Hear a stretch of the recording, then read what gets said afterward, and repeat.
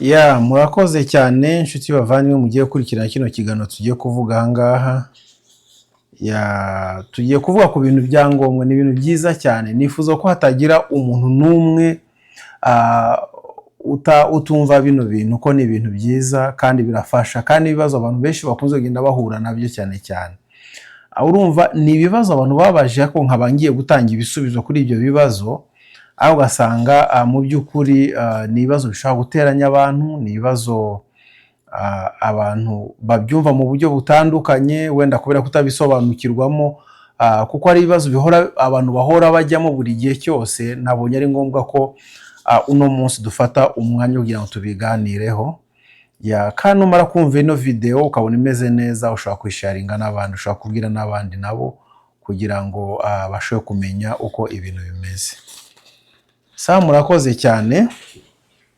Reka turebe wenda tudatinze ibijyanye n'ibibazo cyangwa ibyo bibazo. Ntabwo tuvuga ku bibazo byose ko ni byinshi cyane, turavuga ku bibazo bitatu byonyine, ko nabyo kubisobanura bishobora gufata umwanya muremure, ariko harabahira umuntu uri bwumve ano magambo, kuko ni amagambo meza. Icya mbere nshaka ko tuvuga muri ibyo bintu bitatu ni ukuvuga gusinyira umuntu. Ni ukuvuga gusinyira umuntu, cyangwa icyo bajya bita mu cyongereza ni co-signer. Gusinyira umuntu, wenda umuntu ashaka kugura inzu, wenda umuntu ashaka kugura imodoka, wenda umuntu ashaka kugura ikintu, ariko akaba adafite credit ihagije, agakenera ko hagira undi muntu umusinyira. Ibyo turabivugaho. Turavuga ku kibazo kimwe kijyanye n'ibintu by'ubwenegihugu, uko umuntu abona ubwenegihugu muri Amerika. Si ukuvuga ngo uko umuntu abona ubwenegihugu, ariko ikibazo cy'imyumvire mike wenda umuntu yavuga ku bantu bafite ubwenegihugu kugira ngo babuheshe abana babo. Nibyo nshaka ko tuvugaho cyane cyane. Icya gatatu nshaka ko tuvugaho, ntabwo turi bitindeho cyane, iraba ari video ntoya, ariko icya gatatu ndashaka tuvuge ku akazi umuntu akora. Ese ako kazi ukora kameze gute? N'uburyo turagerageza dusobanuraho gato kugira ngo umuntu ashobore kumva iby'akazi uko kameze. Murakoze cyane mwese mugiye gukurikirana video. Reka tubanzirize kuri kino kibazo cya mbere bavuga ni ku co-sign. Co-sign ni ukuvuga gusinyira umuntu. Ndashaka mbabwira uko kuri ibyo gusinyira umuntu nanjye nabigizemo ikibazo. Si rimwe si kabiri, ni inshuro nyinshi cyane nagiye ngira mu ibibazo. Ni ukuvuga ubwa mbere hari umuntu wambwiye ngo musinyira ashaka kugura imodoka, nako ntabwo twagiye ahantu yashatse kugura imodoka, hanyuma abura imodoka ashaka, hanyuma ahita ko ajya muri Oklahoma. Ndabyibuka ni muri Oklahoma. Aravuga ngo tugende tujye ngo yabonye imodoka aho ngaho, bari gusha imodoka za tuhageze, baravuga ko agomba kuba afite credit ihagije, nta yari afite. Kuba ari nge twari tujyanye nawe kandi yakunze imodoka, arambwira ngo okay, noneho nsinyira kuri no modoka. Nashaka ko tubyumva neza, kuko numara kubyumva neza ibingi ndi bukubwira urasanga ari ibintu bitoroshye kandi biratuma bisobanukirwamo neza. Arambwira ngo okay, noneho mfasha unsinyire ko ndashaka kugura imodoka, kandi tuvuye mu rugendo rwa kure kugira tugera hangahe. Ino modoka iri twayibonye, ni imodoka nziza, yari imodoka ya Benz. Hanyuma baravuga ngo hoya ntago yagura iyo modoka, ko agomba kuba afite credit. Nta credit yari afite. Hanyuma turatekereza se dusubireyo kandi turi kumwe nawe, kandi mfite credit. Aranyinginga, ndavuga ko nta kibazo, ni umuntu nzi, reka tugerageze tubikore gutyo nkuko yabishatse kugira ngo abone imodoka yiyo. Ni ukuvuga ko twakoze n'iki, twumvikanye n'abagurisha imodoka, baradukonekta na banke ihita ko isinyira credit, isinya ideni kuri ngewe. Ni ukuvuga mu yandi magambo, imodoka yahise kuba nk'aho ari imodoka yanjye iyo ngiyo, kandi ari imodoka ya mugenzi wanjye. Nuko rero mugenzi wanjye akajya yishyura gahoro gahoro kugeza ubwo akajya yishyura amafaranga make make nk'uko banki yamutegetse kwishyura. Bigeraho igihe kimwe gutya atararangiza kwishyura, atwara imodoka, niba ari ikibazo cyo kurangara, amaze kurangara atwara imodoka ahita ko agonga igipangu cy'abandi, ahubwo yinjira mu gipangu cy'abandi. numva yakoze impanuka imodoka ihita ko yangirika iba total loss. Total loss no kuvuga imodoka ntabwo baba bakikoresha, babonye ko iyo modoka yakoze accident bakabona ko yangiritse cyane bavuga ni total loss, no kuvuga ni imodoka yo kujugunya nuko rero no kuvuga iryo deni ryari kiri muri banki. Ndashaka kubasobanura kubijyana na cosign kugira ngo mubyumve neza. Hanyuma rero uko byaje kugenda nuko banki yagomba gusinya amafaranga. Nyiri modoka ninde? Nyiri modoka nuwo mugabo wari ufite wafashe iyo modoka na yasinyiye, ariko imodoka iri ku mazina yanjye, no kuvuga imodoka ni nkari yanjye, ideni ni iryanjye, ideni ntabwo ari irye. Imaze gukora accident, uko babigeje ni gute nuko assurance yamwishyuye amafaranga. Mu kwimwishyura amafaranga, assurance inyandikaho sheki. Imaze kunyandikaho sheki kugira ngo ngiye gufata amafaranga, kuko ninjye bagomba kuyishyiraho gutyo, ndagenda azana sheki ngo nsinyira ahangana, okay nta kibazo ndagusinyira, ariko menye ideni rya banki usigayemo ko ugomba kuryishyura, ko uramutse utaryishyuye ninjye ndibukomeze kuryishyura. Wenda tutavuze amagambo menshi cyane, ibintu iyo uvuze mu bintu byo gukosayininga mu by'ukuri ntabwo ari byiza. Gukosayininga ntabwo ari byiza. Urwo ni urugero rumwe nabahaye. Urugero rundi ni umuntu nawe washatse kugura inzu, si umwe ni babiri cyangwa batatu gutyo bashatse kugura inzu, barambwira ngo mbakosayininga, ndababwira ngo hoya ntabwo ari byiza ko bakosayiningira. Mbere ka risk hari mu gukosayininga, ko mu gusinyira umuntu kugira ngo umusinyire, ariko ntabwo babyumvise neza. Urumva basa nkaho ntabwo ni nkaho tutumvikana nabo kubera icyo kibazo. Nashaka rero kugira ngo mubyumve neza, gusinyira umuntu mu by'ukuri ntabwo ari byiza. Impamvu gusinyira umuntu atari byiza ni ukuvuga iyo wasinyiye umuntu muri kuri loan imwe, wamukosayiningiye cyangwa wamusinyiye ideni kugira ngo abone imodoka, inzu, cyangwa ibyo ni ibintu bibi cyane. Impamvu ari ibintu ko ikintu kiramutse kibaye kuri we yagira ikibazo. Ngira ngo urugero nababwiye mwarwumvise neza, iyo nza kuba nk'umuntu mubi nakuvuga ngo okay ino check ntabwo nyiguhaye, n'amafaranga nayanjye ko ninjye bayahaye, ni ideni ryari iryanjye, nari kubikora gutyo kandi bikarangira ngo nta nawe yari kubona ari bumburanishirize, ari bundege, nta nubwo yari kundega ko ntabwo yatsinda. Urumva niko bimeze. Ni kuvuga hagati aho ngaho imodoka ni ariko amafaranga nayanjye. Ngira ngo murabyumva neza. Ni ukuvuga gukosayiningira umuntu ntabwo ari byiza. Icya mbere twavuga ikibi cyo gusinyira umuntu inzu cyangwa gusinyira umuntu, kumufatira umuntu ideni. Icya mbere nuko ikintu kiramutse kibaye kuri we, ni wowe uri responsable gukora repayment cyangwa kwishyura iryo deni. Nta wundi muntu wakwishyura iryo deni, ni wowe ugomba kwishyura iryo deni. Aramutse atahabaye, wenda tuvuye kuri iryo yakoze accident, arapfuye, ibyo ngiye biba biri ku mutwe wawe. Ikindi cya kabiri nuko iryo deni aramutse anarigishyura ariko ntarigishyure ku gihe, akajya yishyura ibice bice ntishyure ideni ku gihe, ni ikindi kibazo gikomeye nacyo, kuko ibyo ngibyo bira affectinga credit yawe. Ni ukuvuga bituma bagufata nk'aho utari umuntu w'umwizerwa, kandi ikosa atari ryawe, ari wa muntu wafashije kugira ngo umusinyire. Kubera ko atishyuye ku gihe, bakabigushiraho, ukabona bagushyira mu icyo bita collection. Collection ni n'ahantu bajya bashira abantu batajya bishyura amadeni.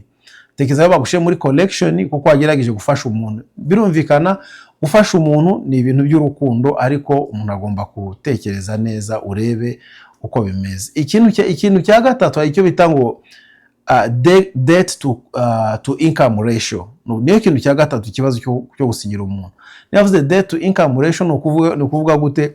Ni ukuvuga wenda ku rugero, nimba ushaka kugura inzu, nawe ushaka kugura inzu, bagavuga ngo okay ukavuga ngo ndashaka kugura inzu, ngomba gushaka amafaranga muri banki kugira ngo bampe credit, bampe ideni muri banki.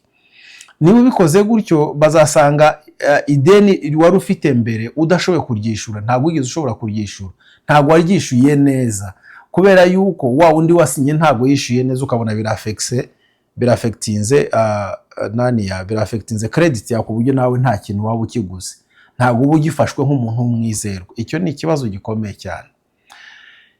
Uko nibyo nashatse kubabwira kuri ibi ngibi, kuko wenda tuvuge nimba ushaka kugura inzu, nubwo uwo muntu ari kwishyura neza, uko baravuga ngo okay igiye kuba inzu ya kabiri ugiye kugura, kandi ari inzu ya mbere, igiye kuba inzu ya kabiri kuko ufite iyindi nzu, kandi iyo nzu ntabwo ari iyawe, ariko ufite indi nzu. Ariko icyo nshaka kuvuga cyane ni ku ruhare rwo gufatira umuntu ideni. wenda aho ngaho turi kuvuga ni kuri wowe, ariko kuri wa muntu none wafatiye ideni, wenda tuvuge umuntu ashaka kugura inzu, cyane cyane tuvuge ku bintu by'amazu, umuntu ashaka kugura inzu akavuga ngo oke unsinyira inzu, ni ukuvuga hagati aho ngo uwo muntu ntabwo yagurisha inzu, ntabwo ashobora kuyigurisha utamuhaye uburenganzira, kandi wenda tuvuge amafaranga yandi batanga mbere niwe wayatanze, ariko utamuhaye uburenganzira bwo kugurisha iyo nzu ntabwo ashobora kugurisha iyo nzu. Urumva ku ruhande rw'umuntu ufite ikintu nawe aba afite ikibazo gikomeye cyane. Niba ari imodoka, na tuvuge iyo modoka y'uwo mugenzi wanjye yaguze akoresha credit yanjye, aramutse avuze ngo oke ngize crise nshaka kugurisha imodoka yanjye, ngiye nkavuga ngo no, ntabwo wayigurisha ko ninjye yanditsweho, ntabwo yagurisha imodoka ntamuhaye uburenganzira. Urumva ku ruhande rumwe nawe usa nkaho wifunze. Uburyo bwo gukemura kino kibazo rero ni gute? Nuko ugomba kubanza gushaka, ugomba kubashaka credit imeze neza, kuko ibya cosigning umuntu hari icyo bita pro and con, ibyiza n'ibibi. Ibibi nibyo tumaze kuvuga, ariko ibyiza wenda nuko uramutse usinyiye umuntu bishobora gutuma icyo bita interest rate yiwe igabanuka, cyangwa bigatuma bamuha amafaranga menshi. Wenda ku rugero niba umuntu kubera credit afite ari qualified ku nzu y'ibihumbi 200, ariko ashizeho cosigner ashobora kubona n'inzu y'ibihumbi 300 cyangwa inzu y'ibihumbi 800. Urumva amafaranga baguhaye ahita ko yiyongera, cyangwa rate cyangwa icyo bita interest rate ishobora kugabanuka. Niba wagomba kwishyura, kuko nta credit imeze neza ufite, wagomba kwishyura wenda wazajya wishyura wenda 8% cyangwa 2%, ariko wenda tuvuge 8%, ubonye umucosigner bishobora gutuma ibyo ngiye bigabanuka, utangira kwishyura makeya. Ariko still uracyafite ikibazo, kuko yo ni pro, ariko za con nizo nyinshi. Ibibazo nibyo byinshi, hari ibyiza bikeya ariko ibibazo nibyo byinshi cyane. Niyo mpamvu ushaka kubabwira, niba ushaka gusinyira umuntu ikintu, ujye ubikora wabanje gutekereza neza. Icyo ugomba gutekereza ni icyo, uvuge ngo oke niba ari imodoka nasinyiye umuntu, ese ngewe ubwanjye mfite ubushobozi bwo kuzishyura iyo modoka, mfite amafaranga ku ruhande yo kuzishyura iyo modoka. Uno muntu aramutse adashatse kwishyura imodoka, inzu wenda, ese ino nzu mfite ububasha cyangwa ubushobozi bwo kuzishyura ino nzu mu gihe uno muntu twasinyanye nawe adahari cyangwa yagize ikibazo, yafunzwe, yapfuye, mfite ubushobozi bwo kuzakomeza kwishyura iyo nzu. Nimba utabifite, ugomba kureba uko bigenza, kuko ku ruhande rwawe wagira ikibazo gikomeye. Murakoze cyane. Ibyo ngiye ni ibintu bivuga ku bintu byo cosign cyangwa gusinyira umuntu. Ni ugufasha umuntu, ariko mbere uko ubikora ni byiza gufasha umuntu, ni igikorwa cy'urukundo, ariko ubanza utekereze, ese ibi ngibi ngiye kumusinyira mfite ubushobozi bwo kuzabyishyura aramutse adashoboye kubyishyura cyangwa adashatse kubyishyura, naba mfite ubushobozi bwo kuzabyishyura? Icyo nicyo ugomba kubanza gutekereza. Niba udafite ubwo bushobozi, inama za nuko utabijyamo cyangwa utabikora. Ikibazo cya kabiri abantu bakunze kwibaza nicyo tugiye kujyaho, kijyana iby'ubwenegihugu. Sinzi niba narabivuze ku bijyanye kuri video bushize. Inanga iyo wabonye ubwenegihugu, amategeko y'inanga aravuga ngo iyo wabonye ubwenegihugu n'abana ufite bari munsi y'imyaka 18, abana baba bari munsi y'imyaka 18 uhita kubahesha ubwenegihugu. Ariko kugira ngo ubaheshe ubwenegihugu, nicyo abantu benshi batazi aho ngaho. Kugira ngo ubaheshe ubwenegihugu ntabwo uzaba wicaye gutya bavuye ngo oke wowe umaze kubona ubwenegihugu, kuba umaze kubona oke reka noneho abana nabo nibakurikiye ngo tubahe ubwenegihugu. Ntabwo ari gutyo bimeze. Ugomba gusaba, ugomba kubasabira nabo ubwenegihugu, usibye ko bagendera ku bwenegihugu bwawe kugira ngo babubone, ariko ugomba kubasabira ubwenegihugu. Impamvu itumye mbivuga gutya, mbona ari ikibazo gikomeye cyane, nuko tubanze dutekereza ikintu kimwe. Abantu benshi iyo bamaze kubona ubwenegihugu baravuga ngo oke ubwo nabonye ubwenegihugu, nukuvuga abana nabo babubonye. Niba abana babubonye, reka njye kubasabira passport. Yuko ushaka kugenda ukabasabira passport, ibyo bakaziguha nta kibazo. Abantu benshi bashobora no kubaza passport bazifatira kuri posta. Niba umaze kubona ubwenegihugu ushobora kujya kuri posta, ni ufatira passport, ni usabira passport, ari amafaranga ngomba gutanga. Noneho aho abantu bafitiye ikibazo nahangaha, iyo umaze kubona ubwenegihugu uravuga ushobora kugenda gusaba passport yawe, ni byiza ukavuga ngo abana banjye nabo bamaze kubona ubwenegihugu automatically, kuvuga bahita kubona ubwenegihugu ko nabubonye, ubwo reka njye kubashakira passport. Wajya kubashakira passport bagusaba iki? kugira ngo baguhe passport ugomba gutanga original ya certificate yawe y'ubwenegihugu, hanyuma n'amafoto n'ibiki byose ukabitanga. None iyo ugiye gusabira umwana nawe passport ujyana original yawe y'ubwenegihugu kugira ngo usabire umwana passport, umwana bakamuha passport. Ariko icyo ugomba gutekereza ko mbere yo kusaba ubwenegihugu watanze certificate yawe, umwana namara kugera ku myaka 18 utari mutangire certificate wazatangiye kugira ngo azatanga iki kugira ngo yongere abone passport. Niko passport igira igihe igomba gushiriraho. Wenda tuvuge passport y'abana ikunze gufata imyaka mike, wenda tuvuge 3, 4, 5 gutyo, sinzi uko babishiraho kose nta kibazo. Wenda tuvuge bamuhaye passport y'imyaka 5. Nyuma y'imyaka 5 umwana akagira imyaka 18. Ariko menya yuko umwana yabonye passport akoreshe certificate y'ubwenegihugu.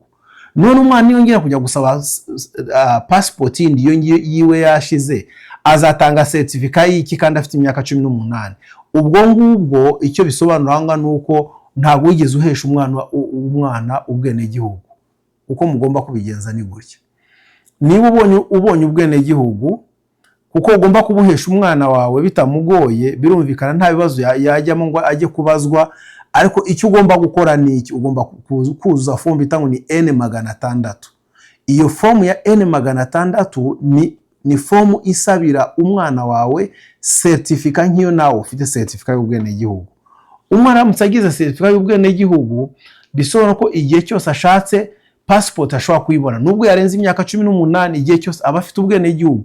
Ariko iyo uhesheje umwana passport yonyine, ntabwo bumuhaye ubwenegihugu. Oya, ntabwo ari gutyo bimeze. Kandi ibyo ngiye namakosa abantu benshi bajya bakora. Ugasanga umwana, abana bafite za passport ariko ntabwo afite ubwenegihugu. Buriya ntabwo hari ikibuzemo kandi gikomeye cyane, ko ikindi gihe nibajya gusaba ubwenegihugu ntabwo bazabona. Bagomba kuzajya kwikora ibizamini bonyine. Nuva ntacyo bubafashe babe na gatoya, ntacyo bafashijemo pe. Nashaka mubikurikirana neza ibingibi. Niba ngombwa ino video wayisubiramo uyisubize inyuma kugira ngo yumve neza, kuko ibingibi nicyo kibazo gikomeye cyane. Abantu bora bampamagara buri gihe ngo ese turabigenza gute, abana babonye za passport, ese babonye za passport bafite certificate y'ubwenegihugu ntayo bafite. None wakoze iki? Ntacyo wakoze usibye kubatangira amafaranga gusa. Nta kintu wakoze rwose. N'amafaranga ushatse wareka kuyatanga kugira ngo ubagurire iyo passport kuri post, kuko ntacyo ubukoze, ntacyo wakoze. Icyo kugira ngo ugaragaze uko wahesha abantu ubwenegihugu, ugomba gushaka iriya form ya N600 ukayuza, cyangwa shaka umuntu uyikuzuriza, umuloya uyikuzuriza. Uko ndiko ugomba kubikora. Murakoze cyane. Ikibazo cya gatatu nshaka kuvuga nacyo singitindaho cyane, ni ikibazo kijyanye n'akazi. Abantu benshi cyane bafite ikibazo cy'akazi, kuvuga ngo wabuza akazi. No, ushobora kuba ufite akazi cyangwa wabuza akazi. Kubura akazi nacyo ni ikibazo, ndabyumva, ntabwo ari byiza.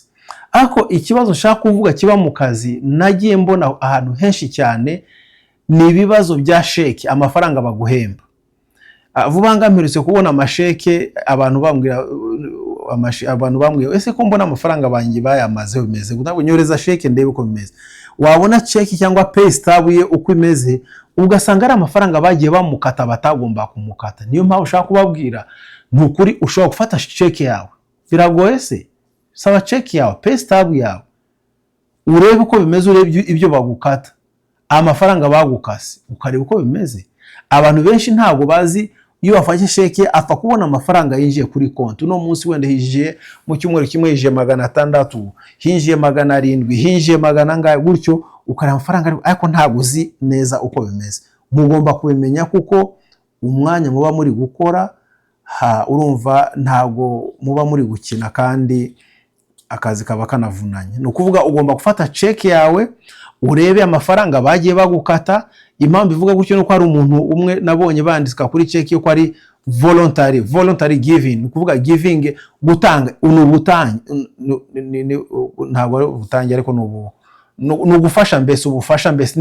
Ni nkuko usinyira ubuntu ugasinya ngo okay, nge nzajya ntanga kuri buri cheke yanjye buri cyumweru nzajya ntanga $6 gutyo, ariko bakabigusinyisha gutyo utabizi, cyangwa umusobanuzi wagusobanura kube nta cyongereza uzi, ntumenye ibyo uko yabivuze, ukabona bari kuguca amafaranga, buri cyumweru baguciye atandatu, arindwi, 10 buri cyumweru gutyo, ugasanga bibaye ikibazo cyane. Byajya kugera ku mwaka ugasanga amafaranga baguciye ni menshi cyane. None iyo ngiye bavuga ngo ni voluntary giving, kubera icyo utagenda ngo uyikuzeho, ugomba kureba uburyo uyikuzaho. Ikindi kandi mu makampani menshi cyane hari ukuntu baguca n'andi mafaranga, ugasanga umuntu bamuciye amafaranga ngo ajya anywa itabi, kuko bazi uko iyo wanyoye itabi, abantu banywa itabi bakunze kuba bafite ibibazo by'ubuzima. Urumva iyo babishize aho ngano kuvuga assurance yawe yo mu kazi bahita ko bayizamura. None ugasanga assurance yawe barayizamuye mu gihe abandi assurance yawe imeze neza yo mu kazi. None ikibazo kubera iki ngiye byanjye bizamuka buri gihe cyose? Abantu ni ngombwa ko bafata amasheke pay stub yawo barebe uko bimeze, amafaranga baguca kuri nane kwa muganga niyo mafaranga bagomba kuguca koko, cyangwa ku bintu byo kwivuza niyo bagomba kuguca koko.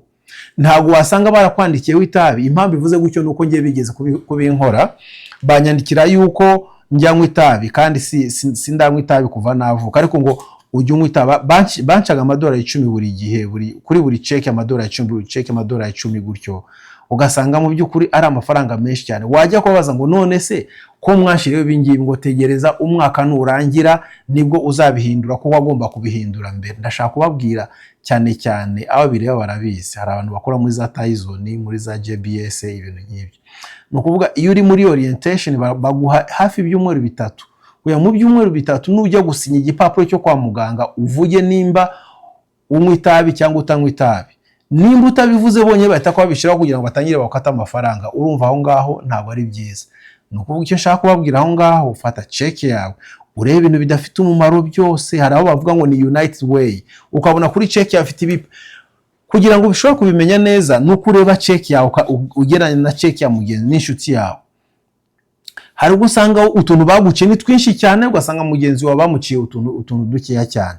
Wajya kureba ukageranya se akangaka nagaki, akanagaki, ugasanga harimo itabi kandi utanywa itabi, ugasanga harimo United Way kandi udashaka kuzajya wishura amafaranga buri gihe, ugasanga harimo icyo bitango ni voluntary giving, gutanga ubufasha, mbese ukajya ufasha, urafasha se Abanyamerika ubarusha amafaranga ngo ubufasha, ukajya utanga amafaranga ubufasha $1 atari make, wakusanya amafaranga yose ugasanga ka check kawe kose kashiriye muri ibyo ngibyo bidafite umumaro. Nashaka ko mubigenzura neza, mubirebe neza, kugira ngo mushobore kumenya neza uko ibintu bigomba kuba bimeze. Ikindi kandi nuko abantu bagomba kujya mubika pay stub zanyu, mumenye pay stub zanyu kugira ngo ushobore kumenya uko bimeze. Kuko iyo wasanze harimo ikibazo cyako udashobora kugikemura, abantu benshi bajya bishura icyo bita union. Kwishura union bisobanura iki? Nuko ugize ikibazo barakuburanira. Iyo ugize ikibazo ntibakuburanire, urumva union ntacyo ibimaze hagati aho ngaho. Nuko rero murakoze cyane, ariko kuri ibi byose haba iby'akazi n'ibindi byose gutyo, ndakomeza mbibutse yuko mugize umuloya wanyu ubakurikirana mu bintu byose byarushaho kuba byiza cyane. Ikindi rero ku bintu by'amataxe byo, turi muri season y'amataxe tugiye kuyijyamo.